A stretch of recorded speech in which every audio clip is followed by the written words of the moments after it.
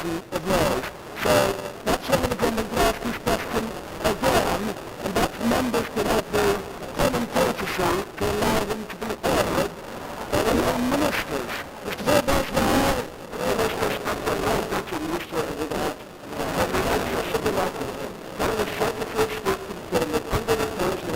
be the bill as part of the current Scotland bill, the Scottish Government will be able to really reach some balance of the Scottish rate of income tax, allowing the Scottish Government to make progressive choices on these are actual employers and that the Labour Party plan to raise Scottish income tax for everyone with various additional choices transfer. Members need to learn the merits of the blue pencil. If they use the blue pencil and questions the theatre, they benefit. Mr. Speaker, the Scottish Parliament will indeed take on these very significant taxpayers which they will be able to use if they see fit. I hope that they do if to buy. Would the Prime Minister agree with me that our help to buy ISAs, one currently being taken out every 30 seconds, are the right way to promote both savings and encourage home ownership? Well, I absolutely agree with my honourable friend. One of the most difficult things for young people is to get that deposit together for their first flat or their first house, and that's where these help to buy ISAs, where we match some of the money they put in, can make such a difference. And it is right to note that 250,000 first-time buyers. I've got an email from Rosie. She's in her 20s.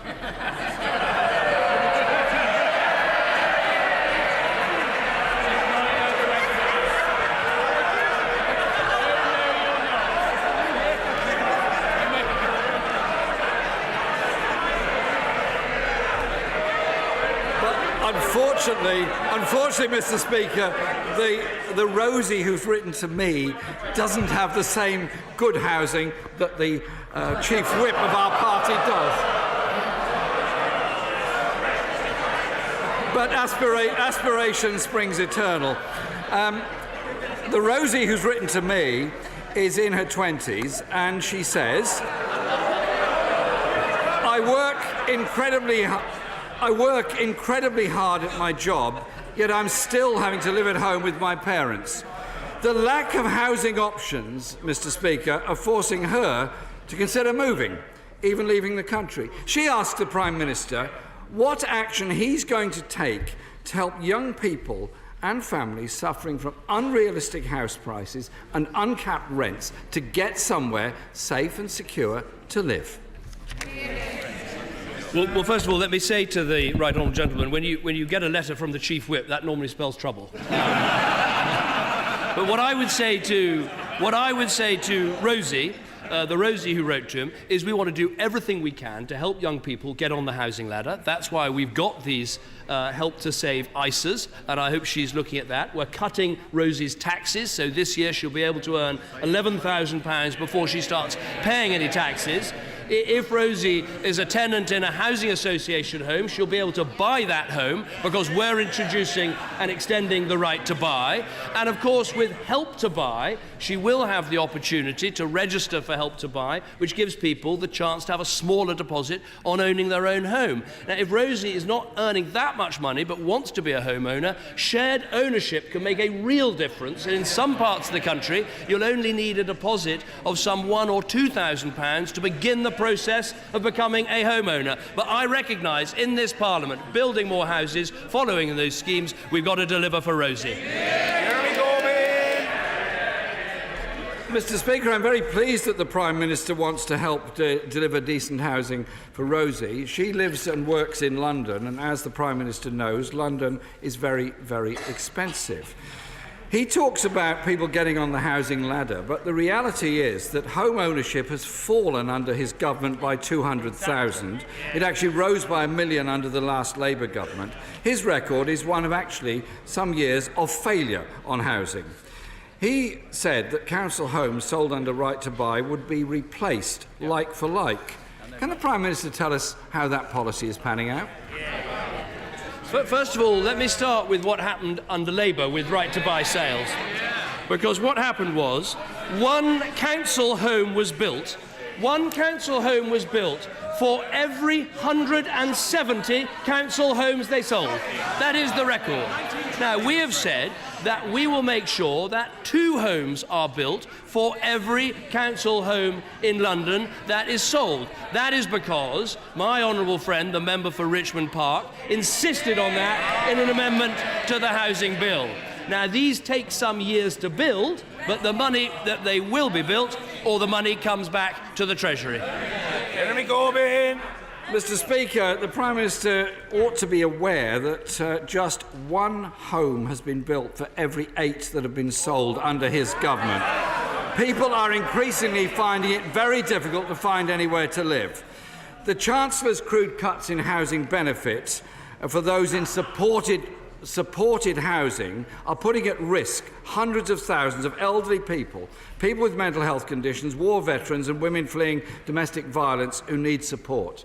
Can the Prime Minister tell the House what estimate housing providers have made in terms of the impact of this policy on supported housing? First of all, we are going to increase housing supply in the social sector by an £8 billion housing budget during this Parliament that's going to build 400,000 affordable homes. Now, when it comes to our reforms of housing benefit, yes, we have cut housing benefit because it was completely out of control when we came to government. There were families in London who were getting £100,000 of housing benefit per family. Think how many people, think how many Roses were going to work, working hard every day, just to provide that housing benefit for one family. Now, we support supported housing schemes, and we'll look very carefully to make sure they can work well in the future, but I make no apology for the fact that in this Parliament we are cutting social rents. So if Roses who are living in social houses going out to work will have lower rents under this government. Mr. Speaker, I'm pleased the Prime Minister finally got onto the question of supported housing. Housing providers estimate that nearly half of all supported housing schemes will close.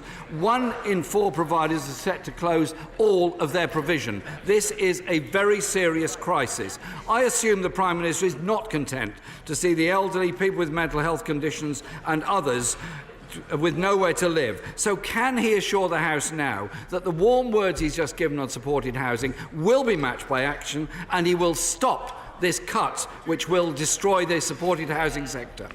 We will continue to support the supported housing sector, and the report that he quotes from was an opinion poll with an extremely leading question, if he actually looks at what it was he was looking at. But the changes that we're making, reducing social rents by 1% every year for 4 years, that is good news for people who go out to work, who work hard, who'd like to pay less rent. And that goes with the lower taxes that they'll be paying and the more childcare they'll be getting. The other change that we're making, which doesn't come into force actually till 2018, is to make sure that we're not paying housing benefit to social tenants way above what we would pay to private sector tenants. Because the simple point is this, and this is where I think Labour have got to focus: every penny you spend on housing subsidy is money you can't spend on building houses. So let's take this back. Let's take this right back to Rosie in the beginning. She wants a country where we build homes. She wants a country where you can buy a home. She wants a country with a strong economy so you can afford to buy a home. All of those things we're delivering. And you won't deliver them if you go on spending more and more money on subsidised housing and housing benefit. One day Labour's got to realise the welfare bills have to be brought under control. Mr. Speaker, Shelter estimates that the measures in the housing bill will lose 180,000 affordable homes over the next 4 years.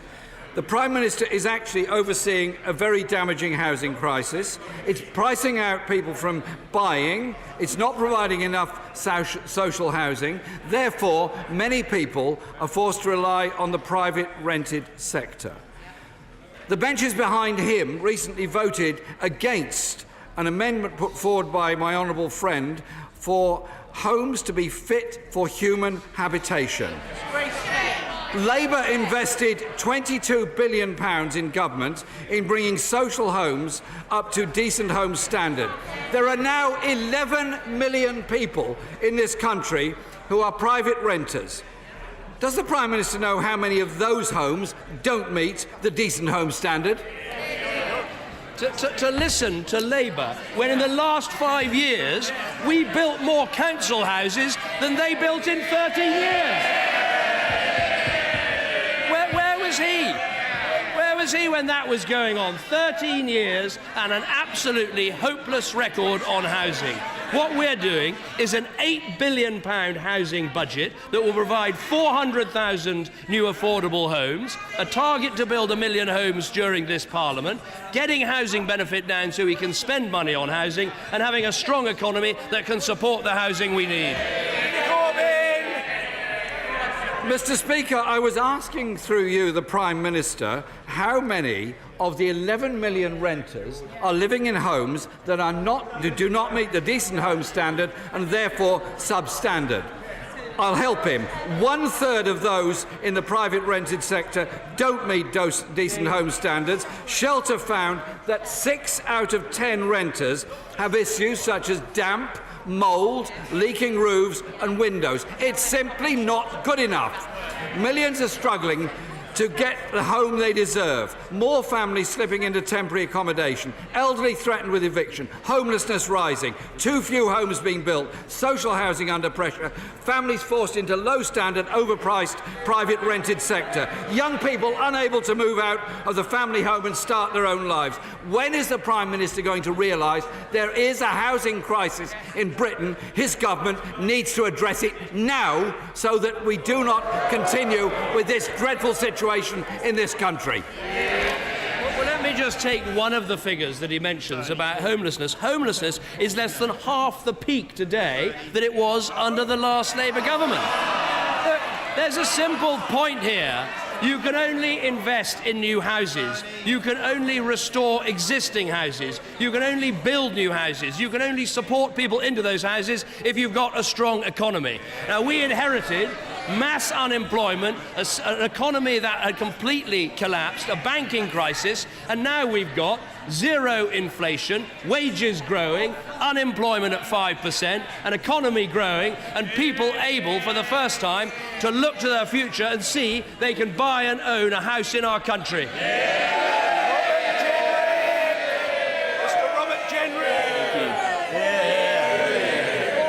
Mr. Speaker, Nadia Murad was a 19-year-old Yazidi woman when Daesh came to her village.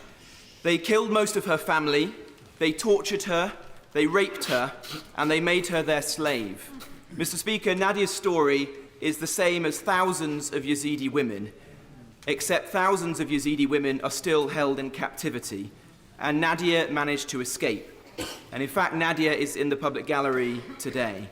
Mr. Speaker, will the Prime Minister join me in acknowledging Nadia's resilience, her bravery, the essential qualities that have allowed her to triumph over Daesh? And will he do everything in his power to redouble his efforts to support Yazidi women and to eradicate Daesh? Let me thank my honourable friend for raising this issue and the way in which he's done so, and let me welcome Nadia Murad, who's here with us today. She and the Yazidi community have suffered appallingly at the hands of this murderous, brutal, fascist organisation in Syria and in Iraq. And we must do everything we can to defeat Daesh and its violent ideology. Now, we're playing a leading role in this global coalition, and in terms of Iraq, where so many Yazidis suffered, Daesh has lost over 40% of the territory it once controlled, and so we are making progress. But as I said at the time of the debate about Syria, this is going to take a long time. Building up Iraqi security forces, working with Syrian opposition forces, building the capacity of governments in both countries to drive this evil organisation out of the Middle East. But however long it takes, we must stick at it. Angus Robertson. Thank you. We in these benches join in the condolences of the Prime Minister and the Leader of the Opposition in relation to Harry Harpen, and pass on our best wishes to his family at this sad and difficult time. Mr. Speaker, the Prime Minister made a vow and his party signed an agreement that there would be no detriment to Scotland with new devolution arrangements. Why is the UK Treasury proposing plans that may be detrimental towards Scotland to the tune of £3 billion?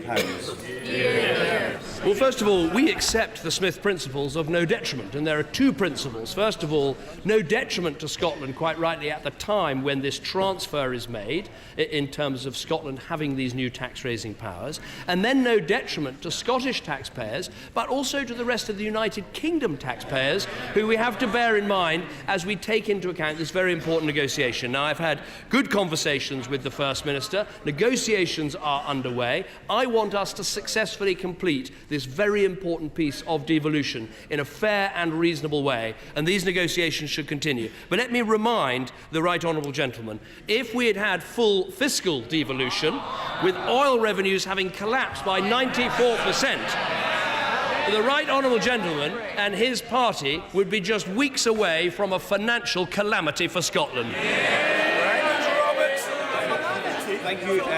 Thank you, Mr. Speaker. In the context of referendums, whether in Scotland or across the UK on EU membership, don't voters have a right to know that what is promised by the UK government can be trusted and will be delivered in full? So will the Prime Minister tell the Treasury that time is running out on delivering a fair fiscal framework and that they must agree a deal that is fair both to the people of Scotland and fair to the rest of the United Kingdom? I can tell him everything that has been committed to by this government will be delivered. We committed to this huge act of devolution to Scotland, and we've delivered it. We committed to the Scotland Bill. We're well on the way to delivering it. All the things we said we would, including those vital Smith principles. But there's an ongoing negotiation to reach a fair settlement, and I would say to the Scottish First Minister and the Scottish Finance Minister, they have to recognise there must be fairness across the rest of the United Kingdom too. But with goodwill, I can tell you, Mr. Speaker, no one is keener on agreement than me. I want the Scottish National Party, here and in Holyrood, to have to start making decisions. Which taxes are you going to raise? What are you going to do with benefits? I want to get rid of, frankly, this grievance agenda and let you get on with a governing agenda, and then we can see what you're made of. Thank you, Mr. Speaker. The skills shortage in engineering in Wiltshire is particularly a problem. It is threatening and undermining all the work that we have done in job creation and also supporting businesses. It is, quite simply, a ticking time bomb. Mr. Speaker, may I ask the Prime Minister, what more can he do to remove the stigma, misunderstanding and all the problems associated around STEM subjects and STEM careers? Well, I think my honourable friend is absolutely right to raise this. There are special circumstances in Wiltshire because, of course, you've got the enormous success of Dyson, which is hiring engineers and skilled mathematicians and scientists from every university in the country, and long may that continue. What we will do is help by training 3 million apprentices in this Parliament. We're giving special help to teachers of STEM subjects and encouraging them into teaching. But I think there's a lot that business and industry can do to help us in this by going into schools and talking about what these modern engineering careers are all about. How much fulfilment people can get from these careers to encourage people to change the culture when it comes to pursuing these careers. Louise Ellman. Mr. Speaker, young people afraid of losing their homes, women denied the pensions that they were expecting, and increasingly the needy left exposed without the social care they need to live a decent life. When will the Prime Minister address these scandals? What we are doing for pensioners is putting in place the triple lock so that every pensioner knows there can never be another shameful 75 pence increase in the pension that we saw under Labour. They know that every year it will either be wages, prices or 2.5%, and that's why the pension is so much higher than when I became Prime Minister. But of course we need to make sure there's a fair settlement for local government too, and we'll be hearing more about that later today. But this ability of local councils to raise special council tax for social care will help an area where there is great pressure. Nigel Adams. The Spitfire was a crucial element in our winning the Battle of Britain 75 years ago. And keeping our country free from tyranny. However, there are some who fear that our independent nuclear deterrent could be as obsolete as a Spitfire. Now, could my right honourable friend, the Prime Minister, assure the House and the country that this is not the case? It takes quite a talent in a Shadow Defence Secretary to insult Spitfire pilots and our brave submariners all in one go. Another week, another completely ludicrous Labour position on defence. I think the last word should go to the Honourable Member for Bridgend, and thank you, Twitter, for this one, who, as she came out of the PLP meeting, tweeted this: "Oh dear, oh my God, oh dear, need to go to rest in a darkened room." I expect she'll find the rest of her party will be there with her. Thank you, Mr. Speaker.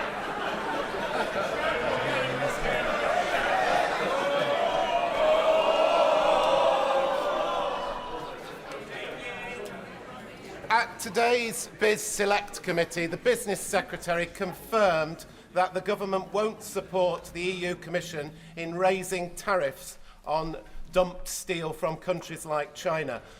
Why won't the UK government stand up for UK steel? We have repeatedly stood up for UK steel, including supporting taking anti-dumping measures in the EU. But that's not enough. We also need to get behind public procurement for steel, and that's what we're doing. We need to get behind reducing energy bills for steel, and that's what we're doing. We need to support communities like his own that have seen job losses, and that's exactly what we're doing. We recognise what a vital part of Britain's industrial base the steel industry is, and that's why we're backing it. Victoria Atkins.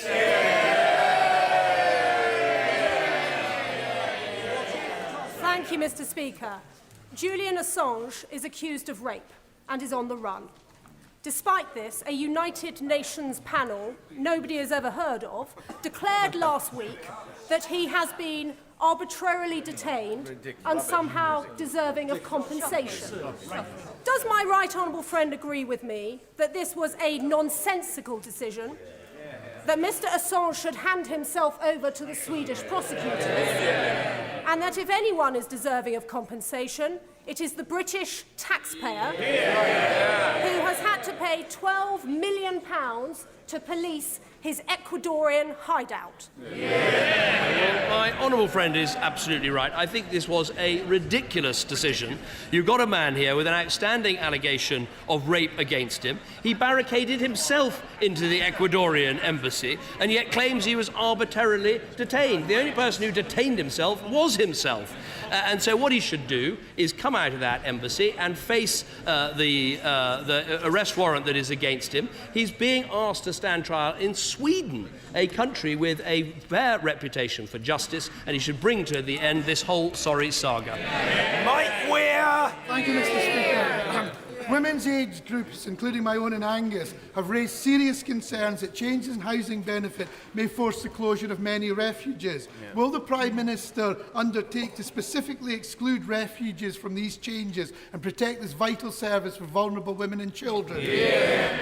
I said in answers to questions from the Leader of the Opposition, we want to support supported housing projects that work in many of our constituencies, and we've all seen how important they are. These changes we're talking about housing benefit don't actually come into place until 2018, so there's plenty of time to make sure that we support supported housing projects.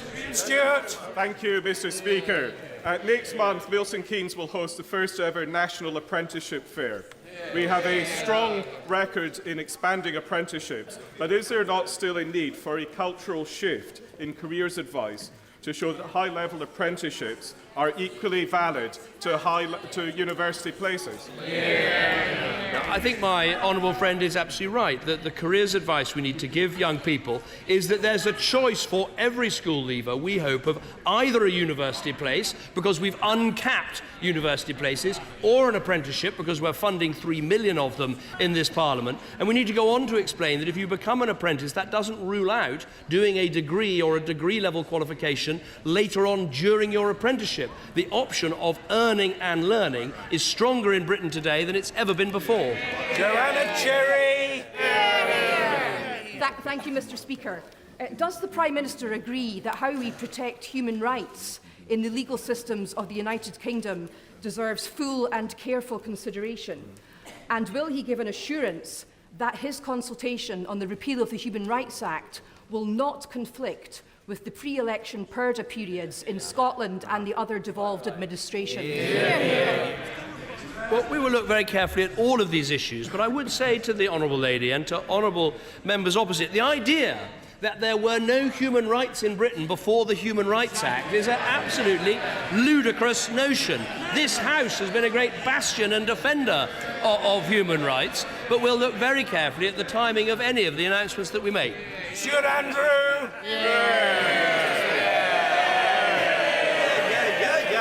Mr. Speaker, I spent most of my working life in children's hospices who rely heavily on donations from organisations like Children in Need, who have a long and proud association with the town of Pudsey.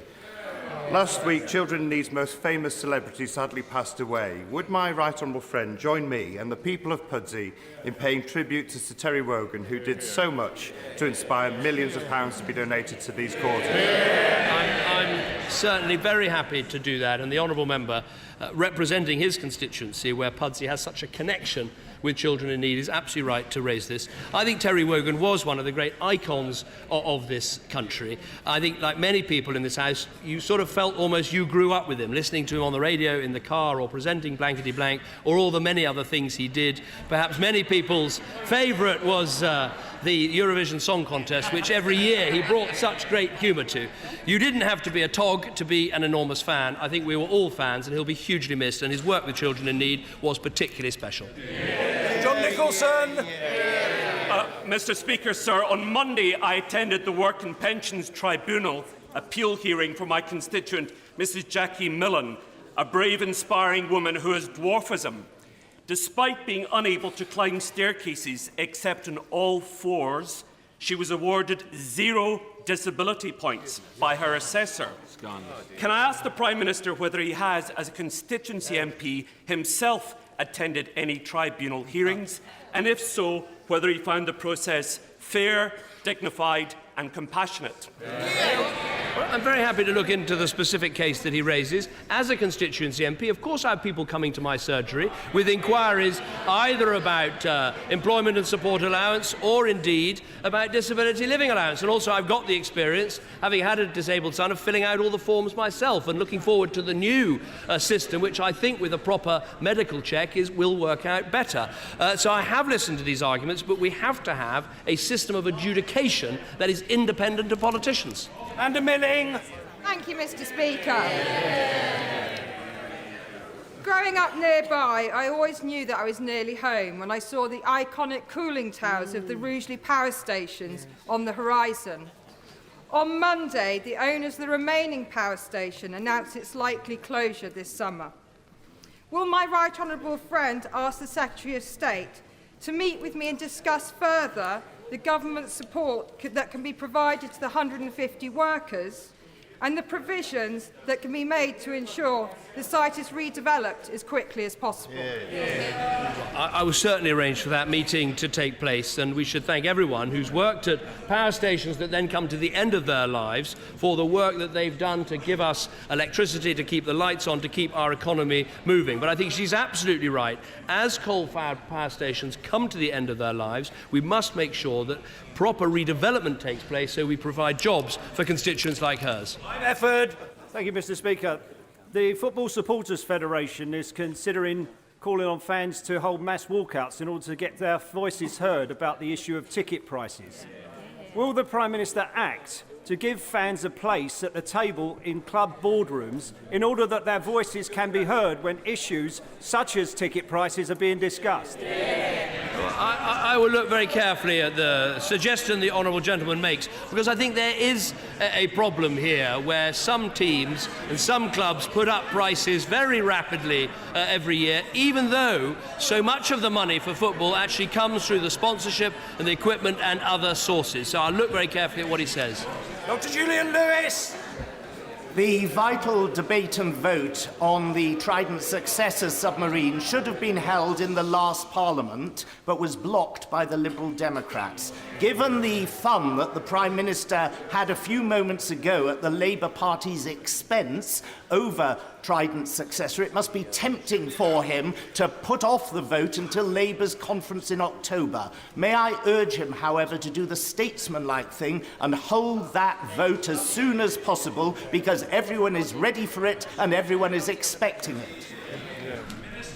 Well, what we should do is have the vote when we need to have the vote, and that's exactly what we will do. But no one should be in any doubt that this government is going to press ahead with all the decisions that are necessary to replace in full our Trident submarines. And I think the Labour Party should listen to Lord Hutton, who was the Defence Secretary for many years, and he says this: if Labour wants to retain any credibility on defence whatsoever, it had better recognise the abject futility of what its leadership is currently proposing. So I hope when that vote comes, we'll have support from right across this House of Commons. Gareth Thomas! In light of today's damning National Audit Office report on teacher shortages, will the Prime Minister now take urgent steps to help excellent schools such as those in my constituency recruit and crucially retain the best teachers, including by extending the so-called inner London waiting to all Harrow schools and indeed other suburban schools in London too?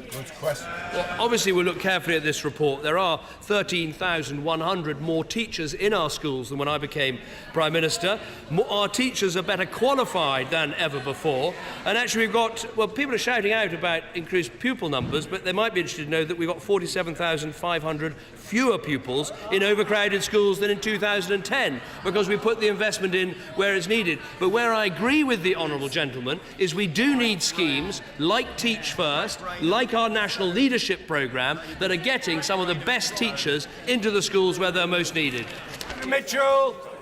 Thank you, Mr. Speaker. My right honourable friend, the Prime Minister, deserves great credit for the results of the Syria replenishment conference, which was held under his co-authorship in London. But he will be aware that this can only address the symptoms of the catastrophe that is Syria today, and not the causes. Can he tell the House what more he thinks the British government can do to try and promote the political track and ensure that it reaches the most speedy possible success? Well, first of all, can I thank my right honourable friend for what he says about the Syria conference, and it gives me the opportunity to thank my co-hosts, the Norwegians, the Germans, the Kuwaitis, and the Secretary-General of the United Nations. We raised in one day more money than has ever been raised at one of these conferences ever in history, over $10 billion. And I want to pay tribute to my right honourable friend, the Secretary of State for DFID, who did a lot of the very hard work that was done. Now, this money helps because it will keep people in the region, it will feed people, clothe people, make sure they get the medicine that they need, but we do need this political solution. We go on working with all of our partners to deliver this, but it does require all countries, including Russia, to recognise the need for a moderate Sunni opposition to be at the table to create a transitional authority in Syria. Without that, I feel we'll end up with a situation where you have Assad in one corner and Daesh in the other corner. The worst possible outcome in terms of terrorism, the worst possible outcome in terms of refugees, and the worst possible outcome for the future of Syria. Hey, Diana Johnson. Thank you. I'm sure the Prime Minister's looking forward to visiting Hull next year. As the UK City of Culture, we're already backed by many prestigious organisations like the BBC and the RSC. But we could do much better to make this a real national celebration of culture.